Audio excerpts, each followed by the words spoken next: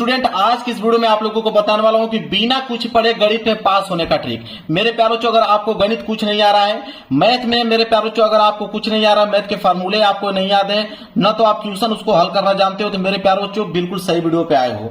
मेरे प्यारों चो, आज की इस वीडियो में आप लोगों को बता दूंगा कि गणित के फार्मूले नहीं मालूम है, क्वेश्चन हल करना नहीं आता है, फिर भी आप मैथ के सारे क्वेश्चन करके चले आओगे इस ट्रिक की मदद से। मात्र आप लोगों के ये 3 ट्रिक को जान लेना है मेरे प्यार बच्चों, और टीचर खुश होकर पूरा का पूरा नंबर आप लोग देगा, कभी जिंदगी में आप लोगों को फेल नहीं होने देगा।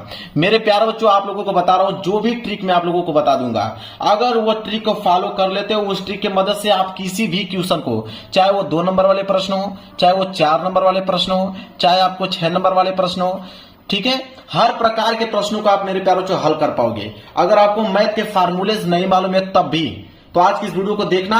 आज की इस वीडियो को देखने के बाद गणित में कोई भी लड़का फेल नहीं हो सकता है। मेरे पास मेरे प्यारों से पेपर भी लेकर आया हूं, आप देख सकते हो। मेरे पास पेपर है 2026 बोर्ड का गणित का पेपर है, आप देख सकते हो मेरे प्यारों से, और बोर्ड एग्जाम की कॉपी भी मेरे पास है। मैं खुद इनके सारे प्रश्नों का उत्तर में इस बोर्ड एग्जाम की कॉपी पे लिख के दिखाने वाला हूं, बिना फार्मूले के। आपको यकीन मानिए मेरे प्यारों से, वीडियो को लास्ट तक अगर आप देख पाओगे तो आपको इतना ज्यादा कॉन्फिडेंस हो जाएगा कि आप गणित के किसी भी क्वेश्चन को आप आसानी से सॉल्व कर पाओगे।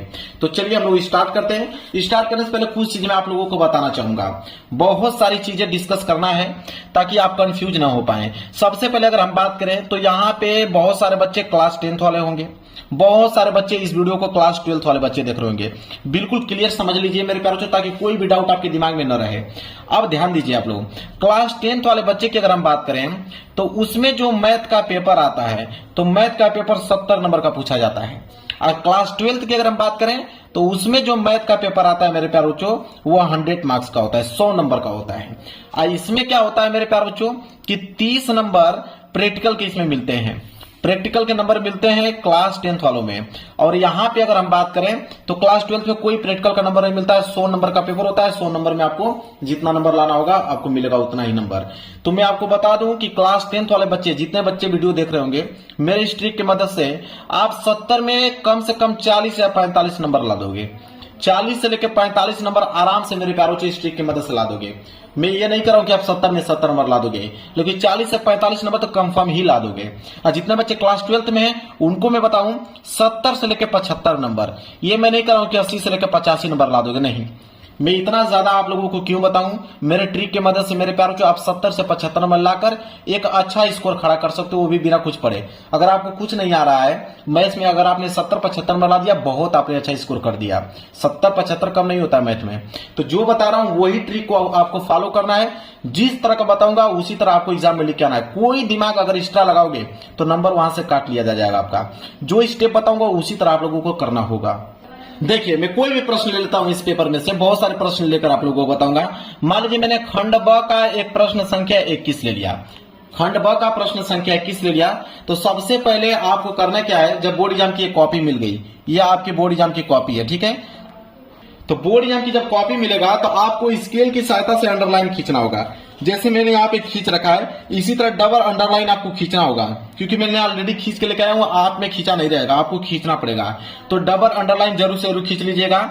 और मैं आपको बताऊं, यहाँ पे इसलिए गैप छोड़ा जाता है ताकि आपके जो नंबर है यहाँ पे जोड़े जा सकते हैं। यहाँ पे जब आपकी कॉपी चेक होता है तो नंबर यहीं पे कैलकुलेट होता है, इसलिए इसको जगह को छोड़ना जरूरी है। और आपको मैं बता दूं सबसे इंपॉर्टेंट नियम कि आपको हर जगह पे रोल नंबर लिखना है, मतलब हर एक पेज पे आपको रोल नंबर लिखते चलना है। तो हर एक पेज पे रोल नंबर लिखना है और जगह तो आपको छोड़ना ही है, ठीक है। यह समझ में आ गया आप लोगों को। अब हेडिंग आपको डालना है खंड ब। खंड ब करने वाले थे तो आप यहाँ पे डालेंगे सबसे पहले खंड ब। देखिए, जो भी प्रश्न कर रहे हैं उसको आपको मेरे प्यारों से किसी कीमत पे डालना ही पड़ेगा। खंड ब है, खंड ब डालिए। प्रश्न संख्या 21 कर रहे हैं तो आप एक लाइन छोड़ के आप डालिए प्रश्न उत्तर संख्या 21। जो भी प्रश्न संख्या करेंगे उसको आपको हेडिंग डालना ही डालना है। जैसे प्रश्न उत्तर संख्या 21, तो यहाँ पे लिखोगे प्रश्न उत्तर संख्या 21। हो गया, ठीक है। स्केल की सहायता से अंडरलाइन करना है उसके नीचे, तो आप एक स्केल लीजिएगा और इसके नीचे आपको क्या कर देना, अंडरलाइन इस तरह कर देना ताकि दिखने में अच्छा लगे। अब मेरे प्यारों जो वो भी 21 में आप देखिए क वाला प्रश्न कर रहे हो कि आप पीछे देखिए, ख वाला कर रहे हो कि ग वाला कर रहे हो कि घ वाला कर रहे हो कि ड़ कि च, बहुत सारे प्रश्न है। तो आप क वाला कर रहे हो तो आप यहाँ पे डालिएगा 21 का क, तो यहाँ पे आप लिखिएगा 21 का क, और यहाँ पे भी लिख सकते हैं इस तरह क, क्लियर है? ये काम आपको करना ही करना, किसी भी प्रश्न कर रहे इसी तरह करना है। क्लियर है? चलिए आप ध्यान दीजिए, आप प्रश्न करने का तरीका क्या है उसको समझिए। देखिए, वो ट्रिक जिसे टीचर देकर नंबर देता है, वो ट्रिक मैं आपको बताने वाला हूं जिसे टीचर देके पूरा का पूरा नंबर देगा, आप उसको समझिए। मेन चीज यही है। देखिए, पहला नियम ये कहता है मेरे प्यारे बच्चों कि स्टार्टिंग इज इंपोर्टेंट। मैथ में क्या है कि स्टार्टिंग बहुत ही ज्यादा इंपोर्टेंट रहती है, कि आप स्टार्ट करते कैसे हो, किसी भी क्वेश्चन को स्टार्ट करने का तरीका आपका क्या है। इसके बाद अगर हम बताएं, दूसरा नियम ये कहता है कि मैथ में जो है स्टेप मार्किंग होती है, मतलब स्टेप मार्किंग का नंबर मिलता है मैथ में। जैसे स्टेप मार्किंग का मतलब ये होता है, जैसे अगर मैं कह दूं आपको कि 2 × 3 + 5, तो आप कहोगे, कोई आंसर इस तरह लिख सकता है कि 2 3 6 6 5 11, डायरेक्ट एक स्टेप में ही उसका आंसर क्या करेगा बता देगा। अगर इसका स्टेप बढ़ाना चाहोगे तो आप ऐसे कर सकते हो कि 2 में 3 का गुणा करोगे तो 6, 6 + 5, और 6 और 5 जोड़ोगे तो कितना हो जाएगा 11। क्लियर है? अगर स्टेप और बढ़ाना चाहोगे, मतलब अगर मैं क्वेश्चन आपको दे दूं इस तरह कि 2 × 5 और यहाँ पे भागे 5 और × 3, इस तरह दे दूं, तो बहुत सारे बच्चे करेंगे क्या कि डायरेक्ट आंसर पहले भाग करते हैं, तो यहाँ पे भाग करोगे तो कितना आ जाएगा 1, और गुणा कर दोगे 3 × 3 3 दूनी 6, डायरेक्ट 6 लिख दोगे। अब बहुत सारे बच्चे क्या करेंगे, पहले भाग करेंगे, फिर इसका गुणा करेंगे, फिर इसका गुणा करेंगे, मतलब वो कम से कम 2-3 स्टेप में उसको बढ़ाकर ले चलेंगे। तो मैंने यह समझाने का मकसद था कि स्टेप मार्क क्या होता है। तो स्टेप मतलब उसको आप जितना बढ़ा चढ़ाकर स्टेप कर सकते हो, स्टेप मार्किंग पे नंबर मिलता है। इसके बाद प्रश्नानुसार, आपको जब हल कर रहे हो कोई भी प्रश्न, तो प्रश्नानुसार क्या है उसको सारी चीजें मेंशन करना, उसमें दिया है उसको भी लिखना है, चिन्हों का प्रयोग आपको करना है। इसके बाद किसी भी प्रश्न को छोड़ो मत। अगर इतना चीज अगर आपने जान गया तो समझिए कि आपको गणित में कोई फेल नहीं कर सकता है मेरे प्यारे बच्चों। जितना नंबर में बोला उतना नंबर लेकर आओगे। तो ये सारी चीजें आपने समझ लिया। अब देखिए प्रश्न करने का तरीका क्या है। अब हम क्या करेंगे, प्रश्न को हल करेंगे। प्रश्न हमको आ नहीं रहा है, इसको हमें हल करना है। देखिए तरीका क्या है उसका। तो अब यह प्रश्न आपके पास है। प्रश्न हम एक बार पढ़ते हैं। कह रहा है कि एक घन का आयतन 1331 सेंटीमीटर क्यूब है, इसकी प्रत्येक भुजा ज्ञात कीजिए। प्रश्न कितने नंबर के लिए, 2 नंबर के लिए दिया है। अब देखिए इसको कैसे हल करोगे। सबसे पहले मेरे प्यारे बच्चों आपको करना क्या है कि सबसे पहले लिखना है यहाँ पे हल। यहाँ पे क्या लिखोगे, हल लिखोगे। हल में लिखने के बाद सबसे पहली जो हेडिंग होनी चाहिए आपको, वो होना चाहिए दिया है। क्या क्या दिया है उसको लिखना है। तो यहाँ पे लिखोगे आपकी दिया है, आप लिखोगे यहाँ पे दिया है। ब्लैक पेन से आपको लिखना है, याद रहे ब्लैक पेन से लिखना है कि दिया है। अब क्या दिया है, देखिए कह रहा है कि एक घन का आयतन, मतलब घन का आयतन आपको दे रखा है। तो आप इस तरह लिखोगे कि दिया है, फिर लिखोगे एक नीचे से कि घन का आयतन, घन का आयतन। देखिए प्रश्न आपको नहीं आ रहा, लेकिन कैसे आपको आंसर पूरा का पूरा मिलेगा उसको समझिए। घन का आयतन बराबर कितना, घन का आयतन दिया था 1331, तो आप लिखोगे 1331 सेंटीमीटर क्यूब। तो आप लिखोगे 1331 सेंटीमीटर क्यूब। इस तरह आपने लिख दिया। ये है आपका घन का आयतन, ठीक है, ये दिया हुआ है।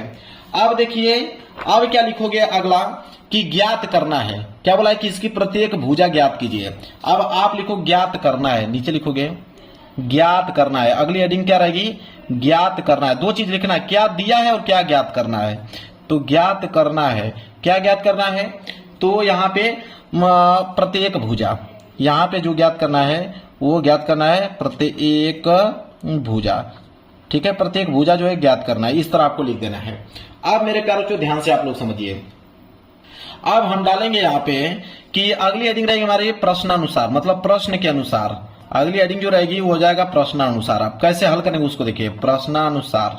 आप प्रश्नानुसार हम लोग लिखेंगे कि घन का आयतन, ये दिया था, लिखेंगे प्रश्नानुसार कि घन का आयतन, लिखेंगे घन का आयतन। तो घन का आयतन बराबर, अब घन का आयतन क्या होता है, ये सारे बच्चों को मालूम है कि भुजा स्क्वायर होता है। घन का आयतन नहीं मालूम रहेगा तो कोई भी फार्मूला गणित का जानते हो, आप जानते हो पाई आर स्क्वायर एस, तो पाई आर स्क्वायर लिख दो। आप जानते हो 2 पाई आर, तो 2 पाई आर लिख दो। आप जानते हो 3/4 पाई आर स्क्वायर एस, तो पाई आर स्क्वायर लिख दो। मतलब इससे जो भी वैल्यू जानते हो वो लिख दो, किसी न किसी की वैल्यू जरूर आपको मिलेगी। जो बता रहा हूं वही नियम आप फॉलो करो। तो घन का आयतन कितना दिया है, तो घन का आयतन तो आपको ऑलरेडी दे रखा है, कितना 1331। तो 1331 बराबर आयतन है ना, भुजा स्क्वायर नहीं होता, भुजा क्यूब होता है। यहाँ पे लिखिए भुजा क्यूब।